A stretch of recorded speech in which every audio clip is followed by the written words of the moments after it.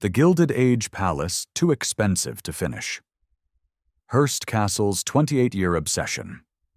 On a fog-shrouded morning in December 1947, construction workers laid down their tools on a hillside overlooking the California coast and walked away.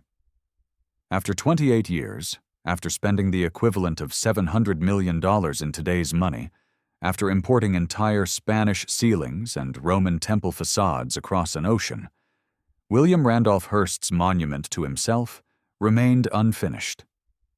The nation's most powerful media mogul, the man who could topple presidents with a headline, couldn't complete his own house. The workers left behind 165 rooms across 127 acres, 3 guest houses larger than most mansions, 61 bathrooms, 41 fireplaces, and one impossible dream. Castle or folly? Palace or prison? The answer lies not in the gilded rooms tourists photograph today, but in the stories of the hundreds who built it, served it, and were consumed by it. Chapter 1. The Hilltop That Demanded a Kingdom. The hill had a name before William Randolph Hearst claimed it. The Salinan and Chumash peoples called the Santa Lucia Mountains sacred hunting grounds for 8,000 years before Spanish missionaries arrived with different plans. When George Hearst, William's father, purchased 40,000 acres of this coastal rangeland in 1865 for 70 cents an acre, he was buying grazing land for cattle, not building a dynasty. The family called it Camp Hill, a place for weekend camping trips where young William slept in canvas tents and imagined kingdoms. But William Randolph Hearst didn't think small. By 1919, the 56-year-old newspaper magnate controlled 28 newspapers, 18 magazines, and the minds of 20 million American readers daily. His fortune, inherited and expanded, came from his father's Homestake mine in South Dakota. At its peak, the largest gold mine in North America, producing 10% of the world's gold supply. That mine alone generated $150 million before George Hearst died in 1891. William took this mining fortune and built something his father never imagined, an empire of influence where words were more valuable than ore.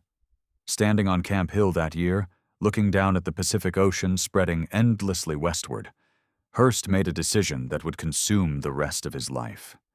He wrote to architect Julia Morgan with instructions that revealed both his ambition and his fundamental misunderstanding of what he was beginning. I would like to build something up on the hill at the ranch. I get tired of going up there and camping in tents. I'm getting a little too old for that. I'd like to get something that would be more comfortable. Something more comfortable. These 7 words launched the most expensive private construction project in American history. Julia Morgan, at 47, was already legendary, the first woman licensed as an architect in California, trained at Paris's École des Beaux-Arts when that institution barely admitted women. She'd already designed the Berkeley City Club and hundreds of YWCA buildings across California. She was methodical, precise, brilliant. Hearst was impulsive, demanding, changeable. Together, they would create something neither fully controlled. The first drawings showed modest plans, a bungalow complex, perhaps a main house of reasonable size. Within months, Hearst was sketching Spanish cathedral facades in his letters, describing Moorish pools, demanding that entire antique ceilings be purchased from European monasteries and churches and shipped to California. The project metastasized from a country retreat into something else entirely. La Cuesta Encantada, the enchanted hill, though no one could quite say who had enchanted whom. What makes a man spend his entire fortune building a house he'll never finish?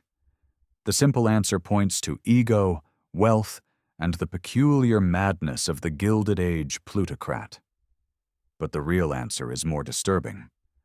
Hearst was building a 3-dimensional manifestation of his worldview. That everything beautiful in the world could be owned, dismantled, possessed, and reassembled according to his vision. Spanish monasteries, Roman temples, Gothic tapestries, even entire European buildings were purchased, disassembled stone by stone, and shipped to this California hilltop. He wasn't creating architecture. He was colonizing beauty itself. The location demanded everything. The hilltop sat 1,600 feet above sea level, 5 miles from the nearest coastal road, accessible only by a winding dirt track that would need to be rebuilt to handle massive construction loads. There was no electricity, no telephone lines, no water supply adequate for a project of any scale. Every nail, every tile, every marble column would need to be trucked up that tortuous road. Most architects would have walked away. Morgan saw a challenge worthy of her considerable abilities. By spring 1920, construction began. Not on the main house, that would come later, but on the infrastructure that would make the main house possible. Water reservoirs, road improvements, temporary housing for workers, a concrete mixing plant, a lumber yard, a telephone line stretching 5 miles to connect the hilltop to civilization. Before a single stone of La Casa Grande, the main house, could be laid, Hearst spent $500,000 just preparing the site. In 1920 dollars. That's $7.5 million today, spent before the actual construction even began. The workers who arrived that first year found themselves building something unprecedented in American residential construction. This wasn't a mansion in the traditional sense. It was a complex, Casa Grande plus 3 separate guest houses, each named for the cardinal points: Casa del Mar, House of the Sea; Casa del Monte, House of the Mountain; and Casa del Sol, House of the Sun. Combined, these buildings would eventually contain more rooms than many luxury hotels. But in 1920, the workers saw only dirt, rock, and one man's impossible vision. Hearst visited constantly, arriving with Marion Davies, his mistress, and an entourage of Hollywood stars, politicians, and sycophants. He'd walk the construction site in expensive suits, pointing at foundations and demanding changes. "Move that wall 6 feet east. The view isn't quite right." Morgan would return to her San Francisco office and redraw plans she'd already finalized. The cost of these whims was never mentioned. Cost was never mentioned. Hearst simply assumed his fortune was infinite. But here's what tourists don't see when they visit Hearst Castle today. This wasn't just expensive because of its size or imported materials. It was expensive because it was being built in one of the most difficult locations in California during a period of rapid inflation following World War I, by a client who changed his mind weekly and an architect who insisted on perfection. The construction would continue for 28 years, not because of complexity, but because Hearst could never decide what he was building or when it would be enough. The first workers who climbed that hill in 1920 couldn't have known they were beginning a project that would employ hundreds, consume fortunes, and remain unfinished when its creator finally died. They thought they were building a house. They were actually building a monument to American excess, one stone at a time. Chapter 2. The Newspaper King's Golden Mine. To understand the castle, you must first understand the mine. Not the gold mine that paid for it, though that's important. The real mine was the American public, an inexhaustible vein of attention and money that William Randolph Hearst had been extracting from since 1887, when his father reluctantly handed him control of the San Francisco Examiner. George Hearst had acquired the Examiner as payment for a gambling debt. He thought newspapers were frivolous compared to mining. His son proved him wrong. Within 2 years, young William had tripled circulation by pioneering what would become known as yellow journalism: sensational headlines, manufactured scandals, and stories that blurred the line between news and entertainment. When the USS Maine exploded in Havana Harbor in 1898, Hearst's newspapers screamed for war with Spain, possibly even fabricating evidence. Whether he actually telegraphed his illustrator in Cuba, "You furnish the pictures, I'll furnish the war," is debated. What's certain is that his papers did exactly that.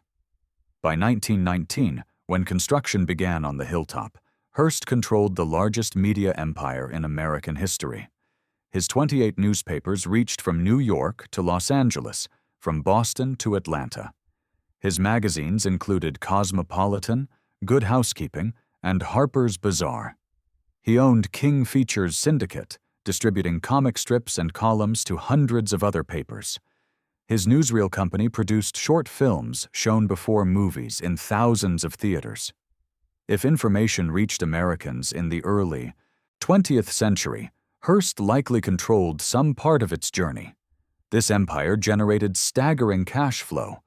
In 1920 alone, Hearst's media companies earned $15 million in profit, $225 million in today's terms. But media was only part of his portfolio. He owned real estate across Manhattan. Mining stocks inherited from his father still paid dividends. He'd purchased a medieval castle in Wales, San Simeon itself, and an entire island off the California coast. His art collection, acquired with the casual veracity of a man who believed everything beautiful should be his, was worth millions more. Yet he was always somehow short of cash. This is the central paradox of William Randolph Hearst, a man with virtually unlimited resources who constantly teetered on the edge of bankruptcy. The reason was simple. He spent faster than even his vast income could support. The castle was only one of his projects. He was simultaneously buying entire European buildings for their architectural elements, financing Marion Davies's movie career despite her limited talent, maintaining estates in New York, California, and Wales, and acquiring so much art and furniture that much of it remained in crates, never even unpacked. Marion Davies herself was both muse and financial drain. Hearst met her in 1917 when she was a 19-year-old chorus girl, and he was a 54-year-old married man with 5 sons. He couldn't marry her. His wife Millicent refused to divorce him. But he could shower her with everything else. He founded Cosmopolitan Pictures specifically to make her a movie star. The films rarely earned back their production costs, but Hearst's newspapers praised every performance. He built her a 14-room bungalow on the MGM lot. He gave her jewelry, furs, and eventually an entire beach house in Santa Monica with 110 rooms, 55 bathrooms, and 3 swimming pools. The castle was, in many ways, built for Marion. She accompanied Hearst on nearly every construction visit. Her preferences shaped room layouts and color schemes. The Grand Theater in Casa Grande, with its damask-covered walls and 50-seat capacity, existed primarily to screen her films for weekend guests. The 2 pools, the outdoor Neptune pool with its marble colonnade and the indoor Roman pool with its million glass tiles, were designed for the pool parties she loved. Hearst, who rarely swam, spent millions on these aquatic showpieces because they made Marion happy. But Marion wasn't just an expensive mistress.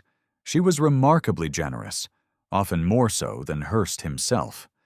When the Great Depression devastated Hollywood, Davies personally paid the salaries of dozens of studio workers Hearst wanted to fire.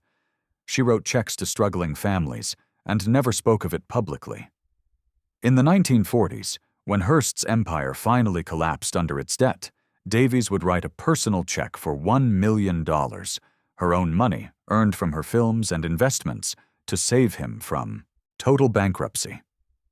The gold digger story often told about her is crueler than the truth.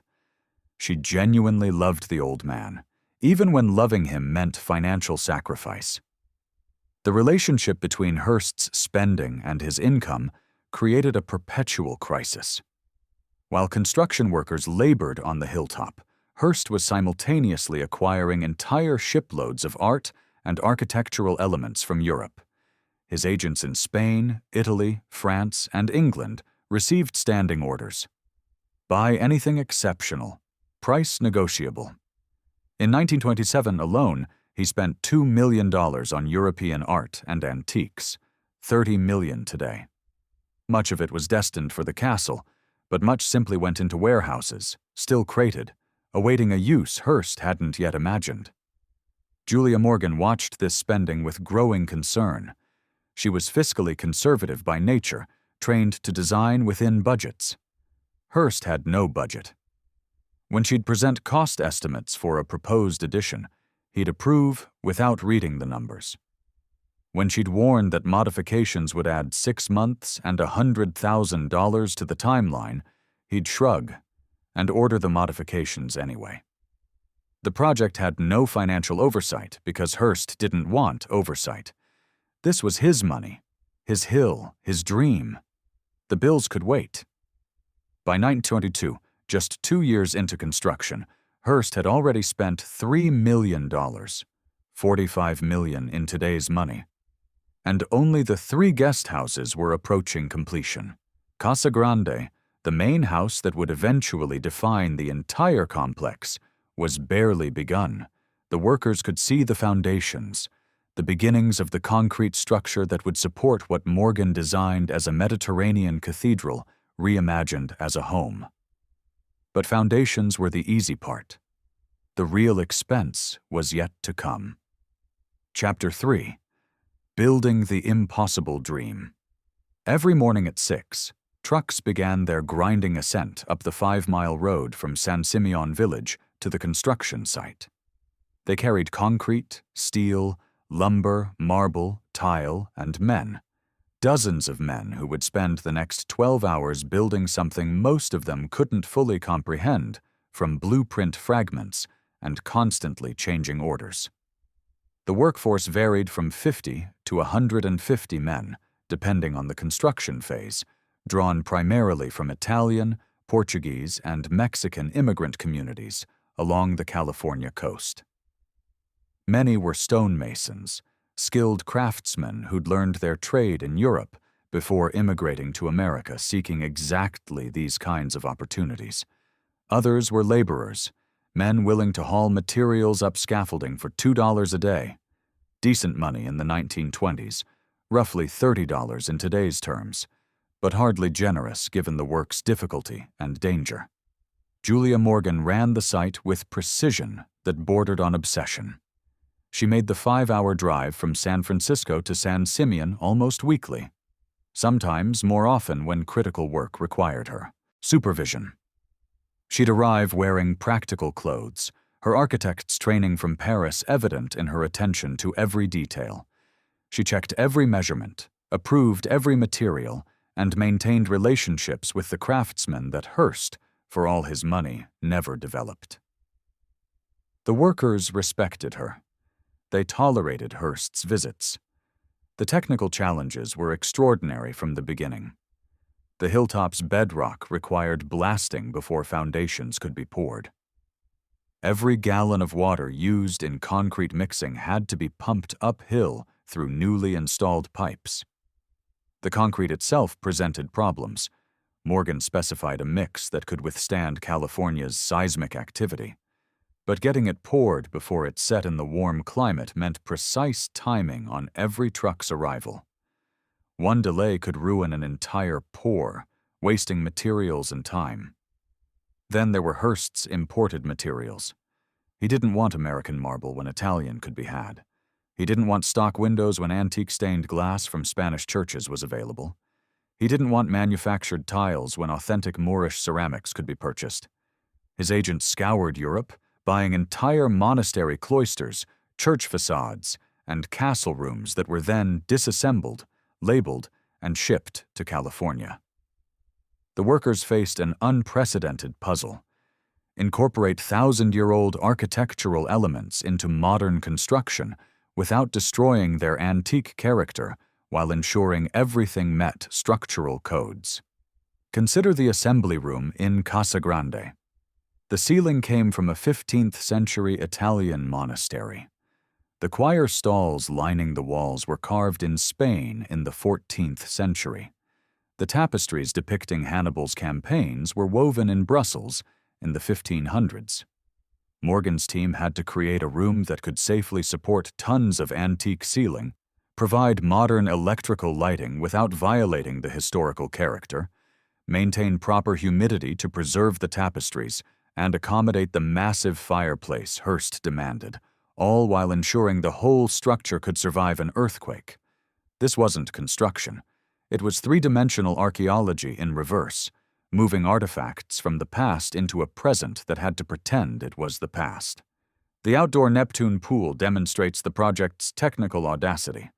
Morgan designed it to appear as though it had always existed there, as though ancient Roman builders had carved it into the California hillside. The reality was far more complex. Workers excavated 90,000 cubic feet of earth and rock. They built forms and poured enough concrete to construct a small office building. The pool measures 104 feet long by 58 feet wide, holds 345,000 gallons, and sits on a reinforced concrete structure designed to flex with seismic shifts without cracking. But Hearst wasn't satisfied with the first version. In 1927, he ordered it demolished and rebuilt. "Too small," he said. The marble colonnade wasn't grand enough. The workers who'd spent months on the original watched it jackhammered into rubble, then spent 18 more months building a larger, more elaborate replacement. The second Neptune pool cost an additional $250,000, $3.75 million today. Hearst spent more on a swimming pool than most Americans earned in multiple lifetimes, and he used it perhaps a dozen times. The indoor Roman pool presents even greater technical achievement. Its 205,000 glass tiles, each covered in 22-karat gold leaf, were manufactured by the same Northern California company that produced tiles for San Francisco's City Hall. But installing them required a level of precision rarely seen in construction. Each tile had to be placed individually, following a complex pattern of blues, golds, and greens, inspired by the mausoleum of Galla Placidia in Ravenna, Italy. 8 craftsmen worked for 2 years installing the tile's underwater-resistant mortar, creating a shimmering surface that remains intact 90 years later.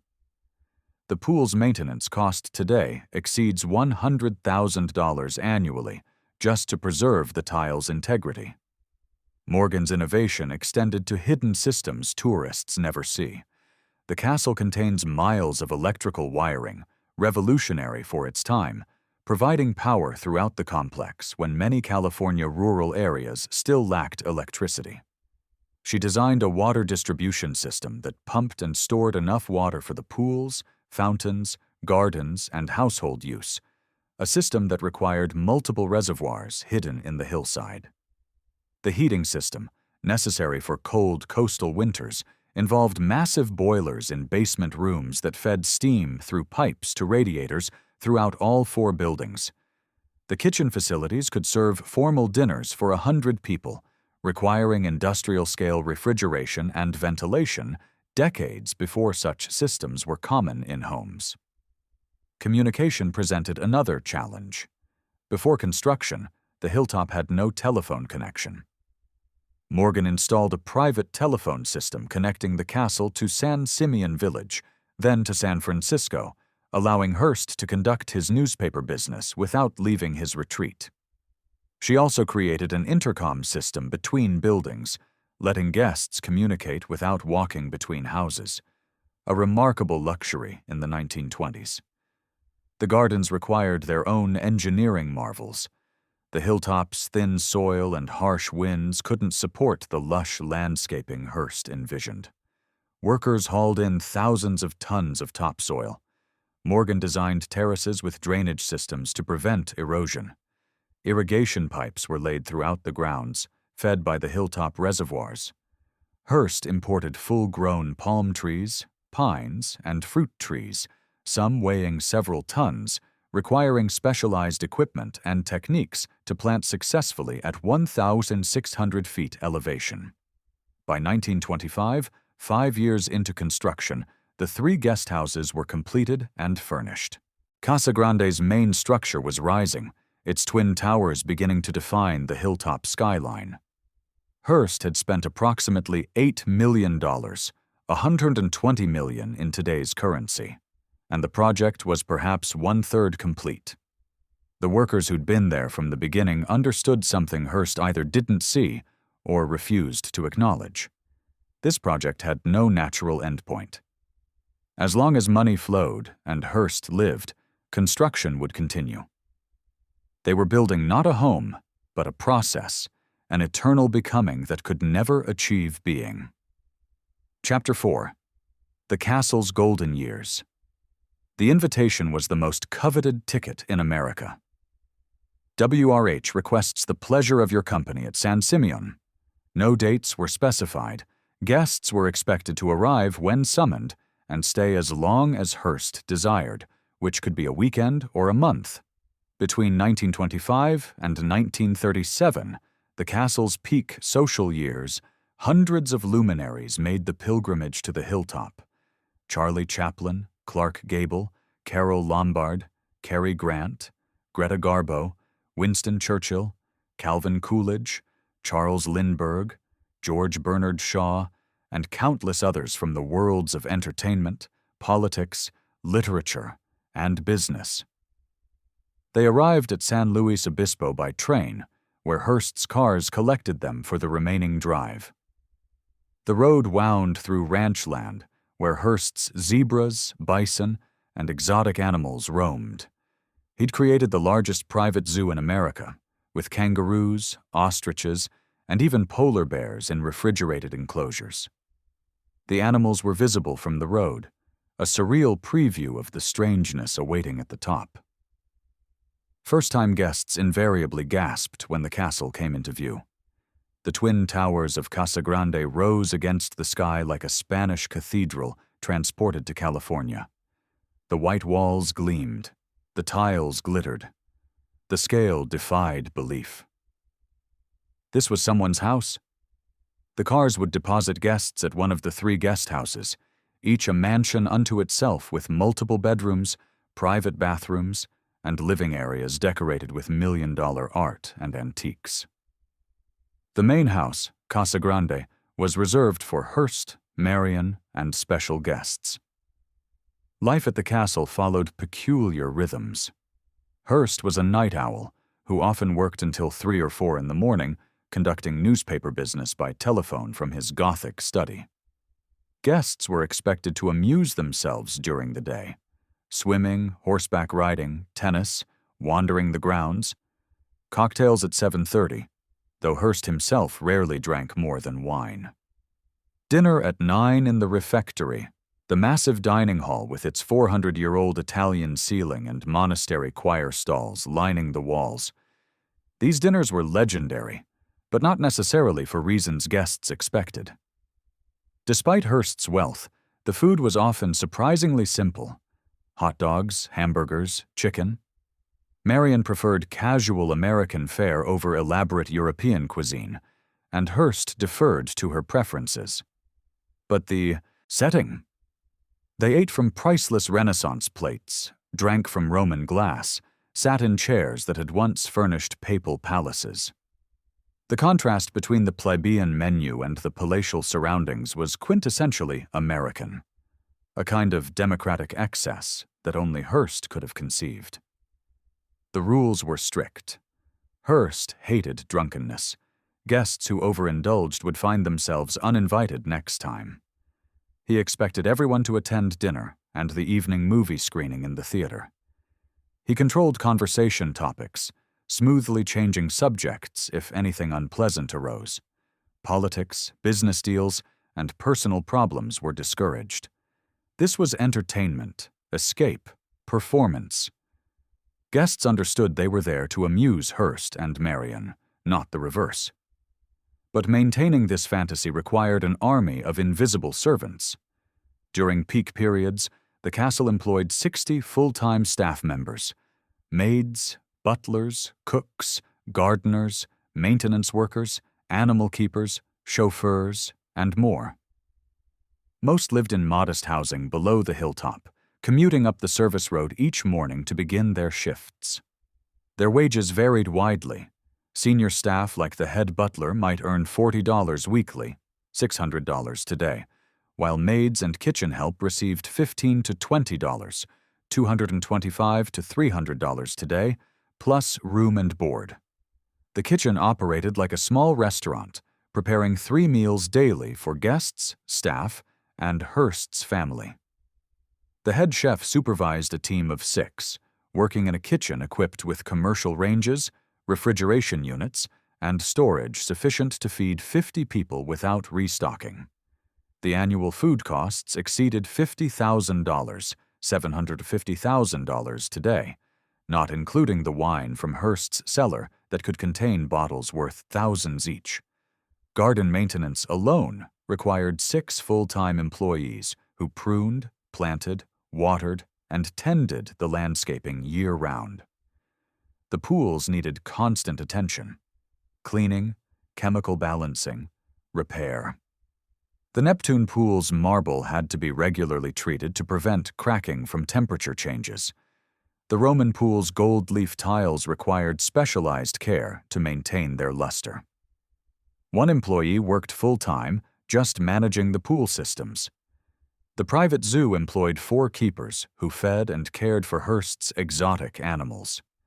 The costs were staggering: importing animals from Africa, Australia, and Asia, building appropriate enclosures, providing veterinary care, purchasing specialized feed. The zoo represented another $500,000 in investment, with ongoing costs of $30,000 annually, $450,000 today. Many animals lived in inadequate enclosures by modern standards, particularly the polar bears, whose refrigerated habitat couldn't adequately replicate Arctic conditions in California's climate. Then there was the art. Hearst's collection at San Simeon was worth an estimated $50 million in the 1930s, roughly $950 million today. It required constant care: climate control to prevent deterioration, security guards patrolling day and night, specialized cleaning, and insurance costs that ran into 6 figures annually. Many pieces were never properly displayed. Crates of artwork sat in warehouses. Some never even opened. Hearst acquired faster than he could curate. The annual operating costs of the castle, excluding construction which continued throughout this period, exceeded $1 million, $15 million in today's terms. This was just to keep it running: staff salaries, utilities, maintenance, food, insurance, taxes. For comparison, the average American family in 1930 earned about $1,500 annually. Hearst spent more keeping his castle operational for 1 year than 650 families earned in the same period. Yet even as guests marveled at the opulence, cracks were forming in the foundation of Hearst's empire. The Great Depression that began in 1929 devastated newspaper circulation as Americans could no longer afford subscriptions. Advertising revenue collapsed. His magazines hemorrhaged money. The construction costs at San Simeon continued unabated. Hearst seemed incapable of stopping, while his income plummeted. By 1935, his companies were losing $5 million annually, burning through cash reserves built over decades. But the parties continued. The guests arrived. The movies screened. Marion laughed and swam and entertained. The servants cooked and cleaned and pretended nothing was wrong. And on the hilltop, construction workers continued adding rooms, terraces, fountains, and facades to a palace its owner could no longer afford, but couldn't stop building. The golden years were ending, but no one wanted to admit it yet. Chapter 5. The Price of Paradise. Lives behind the luxury Antonio Campi arrived at San Simeon in 1921 from Tuscany with a master stonemason's skills and an immigrant's hopes. He was 34 years old, married, with 2 children living in San Francisco's Italian neighborhood while he worked the castle job that promised steady employment. For the next 17 years, Campi carved balustrades, columns, and architectural details that would define Casa Grande's character. His hands shaped the stone that tourists now photograph.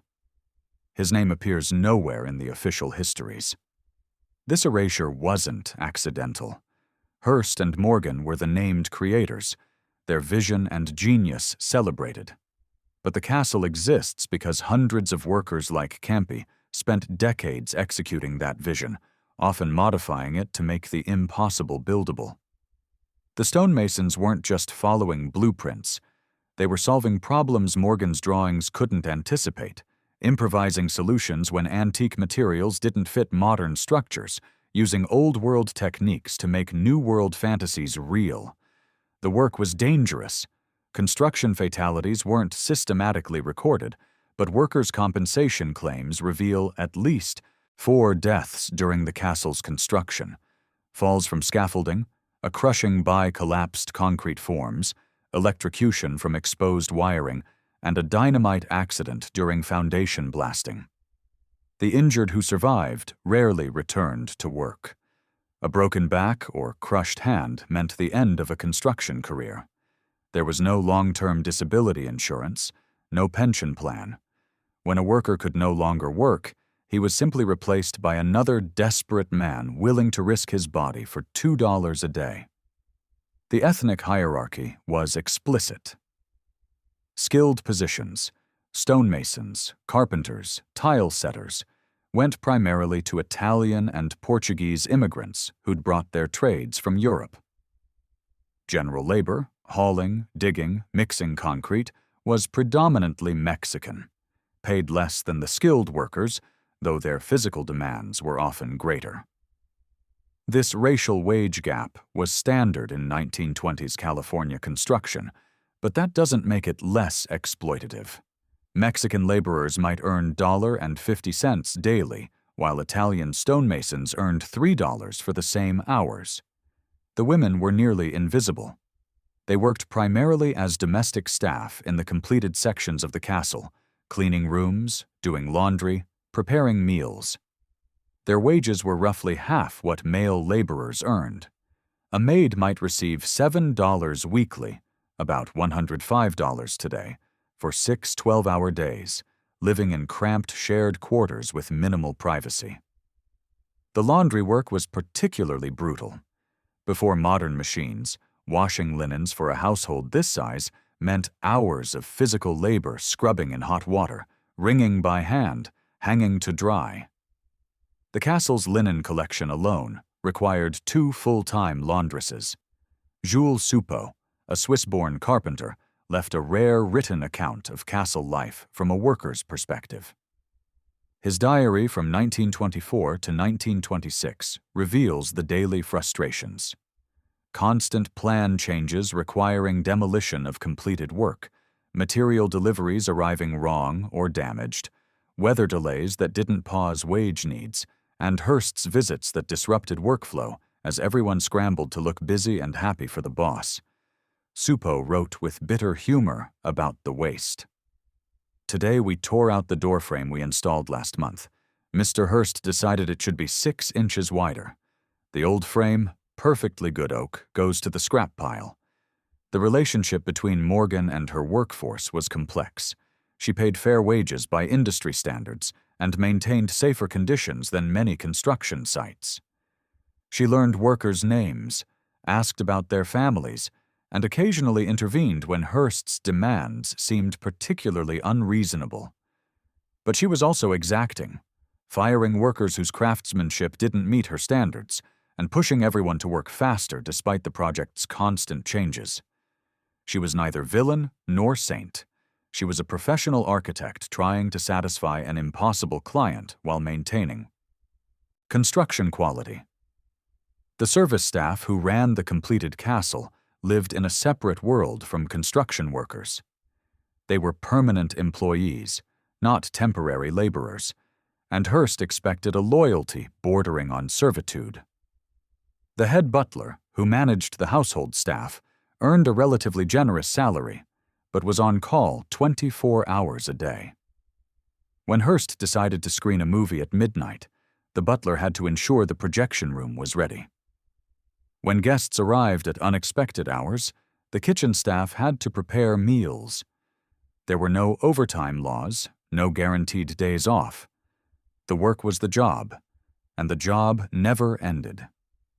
Consider the life of a housemaid at the castle in 1932. She'd wake at 5:30 in workers' quarters a mile below the main buildings.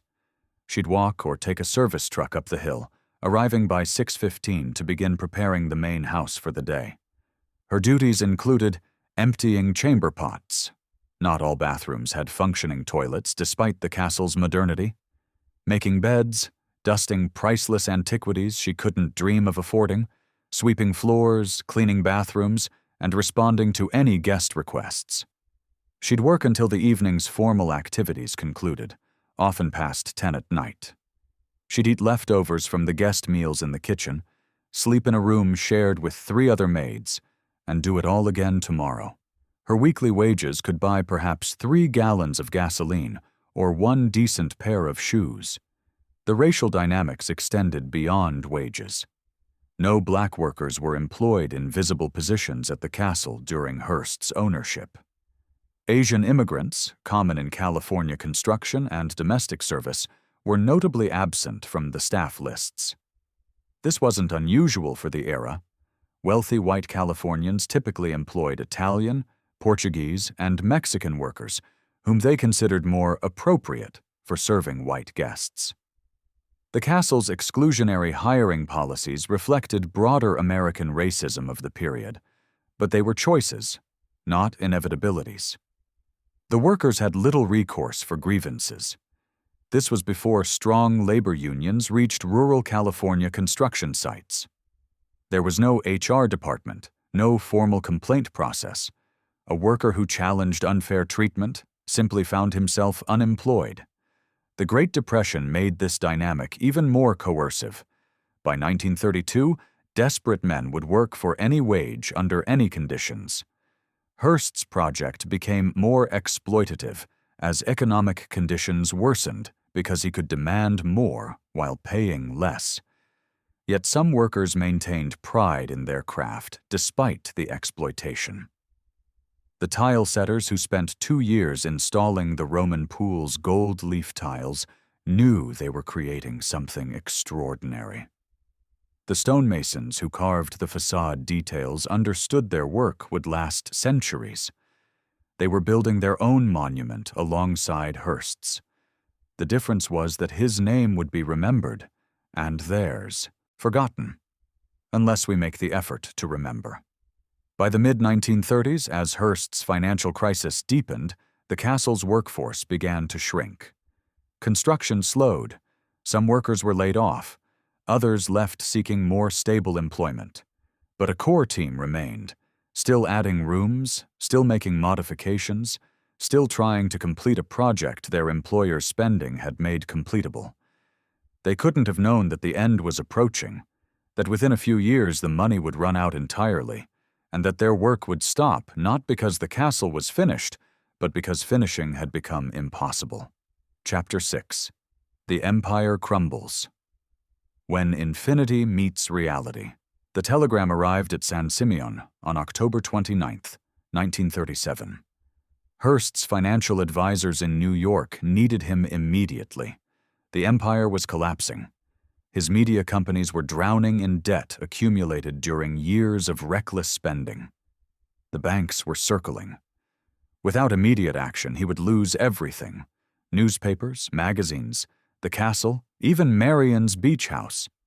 The man who'd once controlled the information flowing to 20 million Americans daily couldn't control his own finances. The numbers were catastrophic. Hearst owed $126 million to various creditors. That's $2.6 billion in today's currency. His annual expenses exceeded his income by $5 million, bleeding cash reserves built over 40 years. The Great Depression had devastated advertising revenue, but Hearst's spending had never adjusted to this new reality. While American families ate bread and soup, he was still buying Spanish monastery cloisters and maintaining a California castle that cost more than $1 million annually just to keep operational. The source of the crisis was both complex and simple. Complex because it involved hundreds of interlocking companies, properties, and debts across Hearst's vast holdings. Simple because Hearst had spent 20 years spending money he didn't actually have, borrowing against future earnings that the Depression made impossible. He'd treated his fortune as infinite when it was merely large. The distinction finally mattered. Judge Clarence Shern was appointed to manage Hearst's financial reorganization. A corporate lawyer with no sentimentality about art, castles, or media empires, Shern saw only assets that could be liquidated and debts that must be paid. His assessment was brutal. Hearst must sell approximately $50 million worth of property, artwork, and other holdings immediately. The St. Donat's Castle in Wales would go. Most of the art collection would go.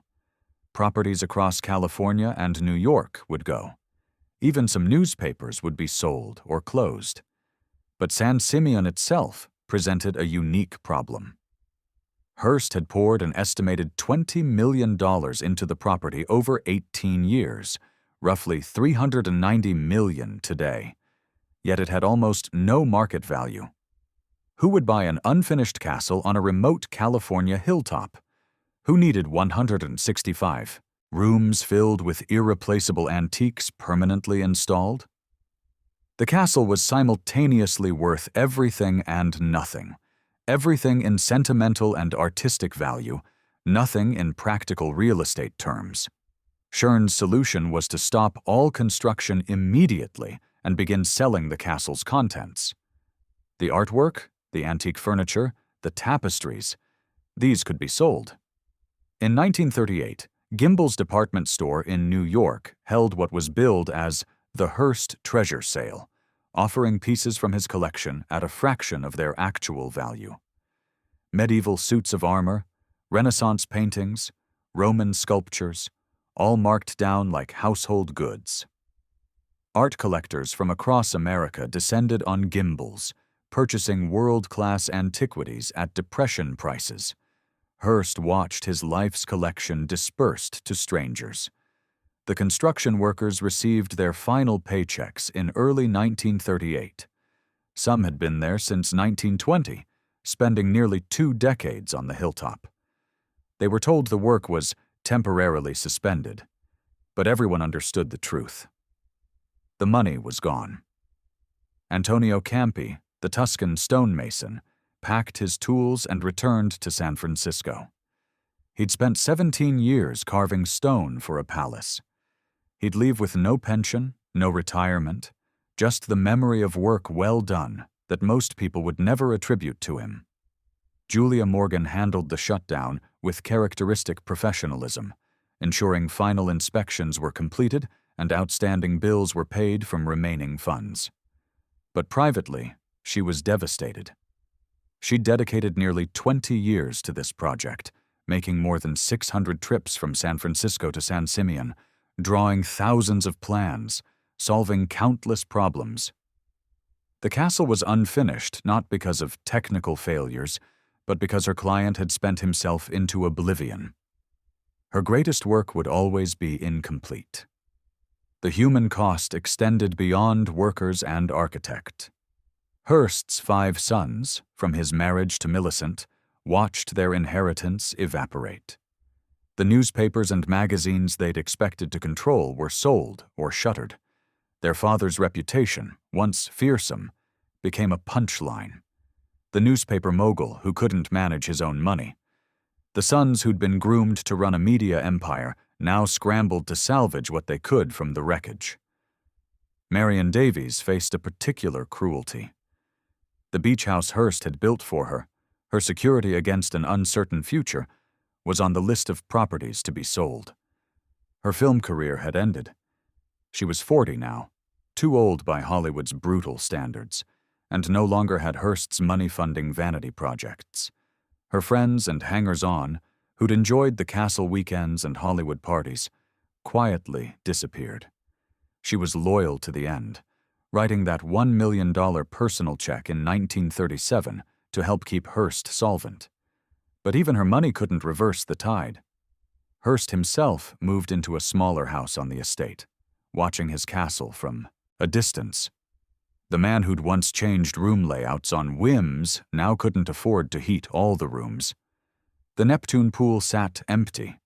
Filling it and maintaining the water system cost thousands monthly. The exotic animals were sold or donated to zoos. The keepers were laid off. The staff was reduced to a skeleton crew of a dozen, maintaining just enough of the castle to keep it from falling apart. The psychological impact on Hearst was visible to those who still saw him regularly. He aged rapidly after 1937, the stress manifesting in health problems. The man who'd been vigorous and commanding became frail and uncertain. He'd built the castle to prove his importance, to create a physical monument to his power and taste. Instead, it became evidence of his hubris, a half-finished folly mocking his pretensions. Yet, even in collapse, Hearst couldn't entirely let go. When World War II improved newspaper profitability in the early 1940s, he resumed limited construction at San Simeon. Not the grand additions he'd once envisioned, but small projects, completing a bathroom here, finishing a hallway there. Julia Morgan returned for a few final projects before their partnership ended in 1945. She'd designed 700 buildings over her career. San Simeon remained her most famous and most frustrating achievement. The castle that was supposed to demonstrate Hearst's unlimited power instead revealed its limits. You can't buy your way to immortality. You can't construct meaning through accumulation. The workers who'd built it knew this instinctively. They'd traded their labor for wages, a fair if unequal exchange, and moved on when the money stopped. Hearst, who'd spent $20 million trying to build permanence, learned too late that everything is temporary, even castles. By 1947, when the last workers finally left for good, Casa Grande had 115 rooms. The original vision called for 250.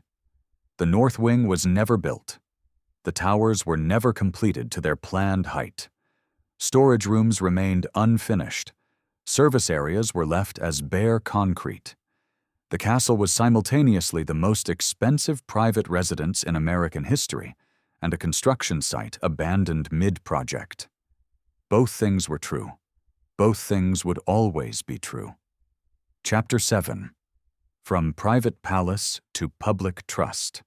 William Randolph Hearst died on August 14, 1951, at age 88. Not in his beloved castle, but in Marion Davies's Beverly Hills house. His doctor had forbidden him from making the difficult journey to San Simeon in his declining years. The man who'd spent $20 million building a hilltop paradise couldn't live in it at the end. The irony would have pleased his critics and wounded him deeply. His will presented immediate problems. The estate was still deeply indebted despite partial financial recovery during World War II. The castle itself was worth less than the maintenance costs it generated. His sons, the executors, faced an impossible choice: maintain an expensive palace they rarely used, or find some other solution. Selling was impractical. There was no market for such a property. Demolishing it seemed wasteful and would likely outrage preservationists. The castle had become a magnificent burden. The solution came from an unexpected direction. The state of California was approached about accepting the property as a gift. The Hearst Corporation would donate San Simeon and enough endowment money to begin operations as a state park. California would gain a world-class tourist attraction. The Hearst family would escape maintenance costs and gain significant tax advantages, and the public would finally access a place they'd read about for decades but never seen. The negotiations took several years. The state was cautious. Accepting the castle meant accepting responsibility for preserving priceless art and antiques, maintaining aging infrastructure, and managing a property 5 miles from the nearest town. The costs would be substantial and ongoing. But the potential tourism revenue was equally substantial. California was building its state park system, and San Simeon would be its crown jewel. In 1957, the transfer was finalized. The state of California acquired the castle, 127 acres of surrounding grounds, and the furnishings Hearst's estate hadn't already sold. The remaining artwork and antiques were valued at $15 million. The property opened to public tours in June 1958, and the response was immediate and overwhelming. Thousands of Californians who'd known the castle only from newsreels and photographs drove to San Simeon to see it themselves. The early tours were basic. Guides led groups through several rooms, shared stories about Hearst and his famous guests, and emphasized the castle's architectural significance. What they didn't discuss were the workers who'd built it, the exploitation that funded it, or the financial collapse that ended construction. The narrative presented was celebratory, not critical. This was American achievement, not American excess. The distinction would take decades to evolve. The castle presented unique preservation challenges from the beginning. Many of Hearst's antiques were never properly conserved. He'd acquired them for display, not long-term preservation. Tapestries showed moth damage. Wooden furniture suffered from California's climate fluctuations. The outdoor art and architecture weathered poorly in coastal salt air. The state's preservation team faced an immediate crisis: how to stabilize hundreds of deteriorating pieces with limited expertise and budget. The pools proved especially problematic. The Neptune Pool's marble colonnade began cracking within years of the state takeover. Salt air, temperature changes, and the marble's inherent brittleness created ongoing structural issues. The Roman pool's gold leaf tiles required specialized conservation techniques that few people understood in the 1960s. The state spent millions on pool preservation alone, work that continues today. Tourism numbers exceeded expectations. By 1960, San Simeon was drawing 250,000 visitors annually, generating significant revenue for California's park system. By 1970, that number had grown to 500,000. Today, the castle attracts nearly 750,000 visitors yearly, making it one of California's most popular tourist destinations. The admission fees, gift shop sales, and local economic impact generate approximately $40 million annually. But increased tourism meant increased wear on the property. Thousands of feet walking across antique carpets, hands touching carved wood banisters, breath adding humidity to climate-controlled rooms. Every visitor caused micro-damage that accumulated over time. The state implemented progressively stricter preservation protocols. No photography with flash, no touching surfaces, barriers around the most valuable pieces, and eventually, digitally controlled climate systems in every room. The interpretation evolved significantly over decades. Early tours focused on Hearst's greatness and the castle's beauty. By the 1980s, guides began acknowledging the financial problems that ended construction. By the 2000s, labor history was being incorporated, not prominently, but at least mentioned. Contemporary tours include more critical context about wealth inequality, the exploitation of workers, and the environmental impact of Hearst's exotic animal zoo. Some of Hearst's descendants maintained connections to the property despite state ownership. They negotiated agreements allowing family events in certain areas and retained private access to portions of the ranch not included in the state park. This ongoing relationship created occasional tensions. Should the family of a property's former owner have special privileges at a public facility? The state generally maintained that once donated, the property belonged to all Californians equally. The castle also became a flashpoint for debates about California's priorities. During budget crises, critics questioned whether the state should spend millions preserving one rich man's folly when schools and social services faced cuts. Defenders argued that the castle generated more revenue than it consumed and represented irreplaceable cultural heritage. These debates continue every time California faces financial pressure.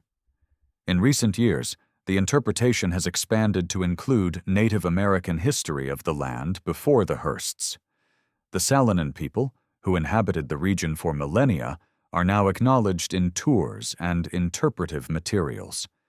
The castle's location on indigenous land, the displacement of native peoples to make way for Hearst's ranch, and the erasure of that history from early narratives are now part of the fuller story being told. The transformation from private palace to public park took what was exclusive and made it accessible. Millions of people have now walked through rooms that once hosted only Hearst's invited elite. The democratization of this space inverts its original purpose. Hearst built it to separate himself from common people. The state opened it to welcome everyone. Whether this transformation redeems the castle's problematic origins or merely makes us complicit in celebrating inequality remains an open question. Chapter 8. Unearthing the Hidden Histories. In 2003, a graduate student named Maria Herrera was researching California labor history when she discovered a collection of payroll records in the San Luis Obispo County archives. The records, forgotten in a filing cabinet for decades, detailed wages paid to San Simeon construction workers from 1924 to 1926. The names told a story the official histories had erased. Miguel Rodriguez, Giuseppe Fontana, Juan Silva, Manuel Gonzalez, Pietro Moretti. Page after page of immigrant workers whose hands built the castle, but whose identities had vanished from memory. Herrera's research revealed something more disturbing than simple omission. The payroll showed systematic wage discrimination based on ethnicity. Italian stonemasons earned $3 to $4 daily. Mexican laborers doing equally strenuous work earned $1.50 to $2. This wasn't merely the casual prejudice of the era, it was documented, calculated exploitation. The castle's beauty was literally built on racialized labor hierarchies that saved Hearst thousands of dollars while keeping immigrant families in poverty. Further investigation uncovered workers' compensation claims that told harrowing stories. In 1927, a laborer named Tomas Jimenez fell 30 feet from scaffolding while carrying roof tiles. He survived with severe back injuries that ended his construction career. His compensation claim was settled for $800, about $12,000 today, a fraction of his lost future earnings. The settlement documents show that Hearst's insurance company fought to minimize the payout, arguing Jimenez's injuries weren't as severe as he claimed. He was 43 years old when he fell. He never worked again. Oral history projects in California's Portuguese and Italian communities preserved stories the written records missed. Angela Serpa, whose father worked as a carpenter at San Simeon from 1929 to 1935, remembered his descriptions of Mr. Hearst's changes, the constant modifications that meant tearing out and rebuilding work already completed. Her father would come home frustrated, telling stories about perfectly good woodwork demolished because Hearst decided a doorway should be 3 inches wider. The waste offended craftsmen who'd learned to value materials and careful planning. The women workers remained particularly invisible. Kitchen staff, maids, and laundresses rarely appeared in payroll records because many were paid in cash and classified as day laborers rather than regular employees. But family stories survived. Rosa Martinez, whose grandmother worked in the castle laundry from 1932 to 1937, described her grandmother's hands, permanently reddened and cracked from washing linens in harsh soaps and hot water. The grandmother worked 6 days weekly for $7, sending most of it home to family in Mexico. She was one of dozens of Latina women whose labor kept the castle functioning, but who never appeared in the photographs or guest lists. The 1990s brought renewed attention to the castle's architectural elements and their problematic origins. Researchers documented that many of Hearst's antiques were purchased from European dealers who operated in a legal gray area. Some pieces came from churches and monasteries that had been pressured to sell during economic hardship. Others were excavated from archaeological sites without proper documentation. Hearst essentially participated in cultural heritage looting, buying items that would be illegal to trade today under UNESCO conventions. Consider the assembly room's 15th-century Italian ceiling. Records show it was purchased in 1926 from a dealer in Florence who specialized in architectural salvage. But the monastery it came from was never properly identified in sales documents. Did the monks sell willingly? Were they forced by financial necessity? Was the ceiling even theirs to sell? These questions, irrelevant to Hearst, now trouble modern curators trying to understand what they're preserving. In 2011, the California State Parks System commissioned a comprehensive labor history study of San Simeon's construction. The resulting report was eye-opening even for historians who thought they knew the story. The research team identified approximately 350 individual workers by name, though they estimated the total number over 28 years exceeded 500. They documented 12 serious injuries requiring hospitalization, 4 confirmed deaths, and unknown numbers of minor injuries that went unreported. The study also revealed the living conditions for workers who stayed on site. Those who didn't commute daily from nearby towns lived in temporary structures, essentially labor camps, with minimal amenities. Multiple workers shared small rooms. Bathing facilities were limited. Food quality was basic despite the castle's gourmet kitchens serving guests. The contrast between the luxury being constructed and the poverty of those constructing it was stark and deliberate. Julia Morgan's role became more complicated under this closer examination. Her papers, archived at Cal Poly San Luis Obispo, show she was aware of and troubled by some working conditions.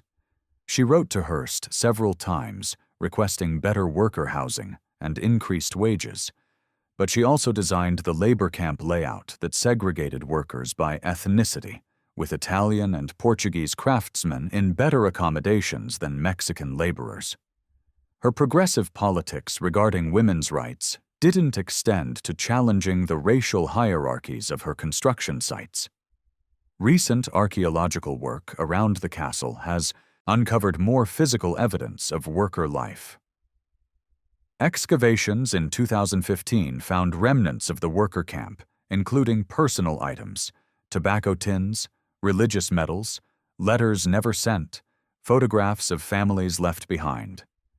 These artifacts humanize the statistical records.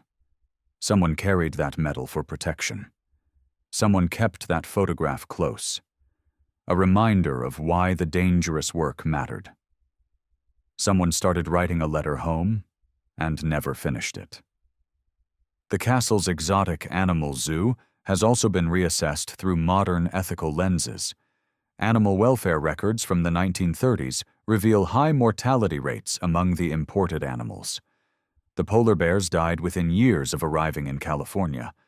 The climate was fundamentally wrong for them, despite the refrigerated enclosure. Zebras and antelope suffered from diseases they wouldn't have encountered in their native habitats. Hearst's desire to own exotic animals caused measurable animal suffering, another cost of his collecting obsession. Native American activists have pushed for greater recognition of the land's indigenous history. The area around San Simeon was Salinan territory for thousands of years before Spanish colonization. The northern Salinan people had villages, trade routes, and sacred sites across the region. Hearst's purchase of the land wasn't the original displacement. That happened during Spanish Mission era, but his development further erased native presence. Contemporary tours now include acknowledgement of this deeper history, though some argue it remains inadequate. The question facing modern interpreters is how to present this complete history without either overwhelming visitors with guilt or sanitizing the exploitation. The castle is simultaneously a magnificent achievement and a monument to inequality. Julia Morgan was both a pioneering woman architect and someone who participated in racialized labor systems. The workers were both exploited and proud of their craftsmanship. All these truths coexist. The challenge is honoring them all. Chapter 9. The Castle's Complicated Legacy. What does Hearst Castle mean to us now? The answer depends entirely on who's asking and why they're looking. To architecture students, it's a masterclass in adaptive reuse of historical materials. To labor historians, it's a case study in Gilded Age exploitation. To tourists, it's a breathtaking destination and a glimpse into impossible luxury. To preservationists, it's a conservation nightmare, requiring millions annually. All of these perspectives are valid. None alone captures the full truth. The castle represents the American dream's duality, the possibility of building something magnificent and the exploitation often required to do so. Hearst started with his father's mining fortune, itself extracted by dangerous labor from earth that belonged to indigenous peoples. He expanded that fortune through newspapers that shaped public opinion and politics. He poured the profits into a personal monument that employed hundreds but paid them unequally and worked them dangerously. The castle is simultaneously America's possibility and America's shame, inseparable. Consider what the $700 million spent on the castle, in today's money, could have built instead. In 1920s dollars, $20 million could have. Constructed 400 decent homes for working families, funded a small university, built dozens of schools and libraries, established hospitals serving entire regions. Hearst chose to build a personal palace instead. This wasn't illegal or even unusual among the wealthy. It was simply a choice that prioritized private luxury over public benefit. The castle makes that choice visible and permanent. Yet dismissing the castle as mere excess misses something important. Julia Morgan's architectural innovation, the craftsman's skill, and the building's genuine beauty have value independent of Hearst's motivations. The assembly room's 15th-century ceiling has survived centuries, including a transatlantic journey, because Hearst bought it. Would it have survived otherwise? Possibly not. His collecting, however problematic, preserved artifacts that might have been destroyed. The castle is now a teaching tool, introducing millions to architectural history they'd never otherwise encounter. The contradiction is central to American heritage preservation. Many of our most significant historical sites have deeply problematic origins: plantations built by enslaved people, mansions funded by exploitative labor, monuments to questionable figures. Do we preserve them despite their origins, because of their origins as teaching tools, or demolish them to avoid celebrating exploitation? The castle forces this question because it's too architecturally significant to ignore, but too ethically compromised to celebrate uncritically. Modern tourism to the castle participates in this contradiction. When visitors pay admission to tour the property, they're funding its preservation. The money maintains the buildings, pays interpreters' salaries, supports ongoing conservation. This is preservation through commodification, making the castle financially sustainable by selling access to it. But in doing so, we're also continuing to profit from Hearst's monument, generating revenue from something built partly through exploitation. There's no way out of this paradox, only more or less conscious engagement with it. The castle's influence on popular culture further complicates its legacy. Orson Welles' Citizen Kane, barely disguised critique of Hearst, immortalized San Simeon as Xanadu, a symbol of ambition, loneliness, and the emptiness of accumulation. The film suggests that Hearst built his castle to fill an internal void that no amount of beauty and luxury could provide meaning if the builder himself was hollow. Whether this psychological interpretation is fair to Hearst is debatable. What's certain is that Citizen Kane shaped how millions of people understand the castle, without ever visiting it. The preservation costs continue to escalate. Climate change brings more severe coastal storms, threatening the hilltop structures. The antiques are aging. Materials that survived centuries before Hearst acquired them are deteriorating under modern conditions. Skilled conservators capable of restoring 15th-century tapestries or Roman glass are increasingly rare and expensive. The state estimates that bringing every element of the castle to optimal preservation standards would cost more than $100 million. California will never appropriate that much. The castle will be in permanent triage, preserving the most important pieces, while others slowly decay. There's an irony here that Hearst himself might have appreciated. He built the castle to be permanent, to outlast him and establish his importance for future generations. It succeeded. The castle has outlasted him by 70 years and counting. But its permanence is dependent on continuous intervention and expense. Without constant maintenance, it would crumble within decades. Hearst achieved immortality, but only by burdening future generations with the cost of maintaining his memory. Is that legacy or exploitation continued?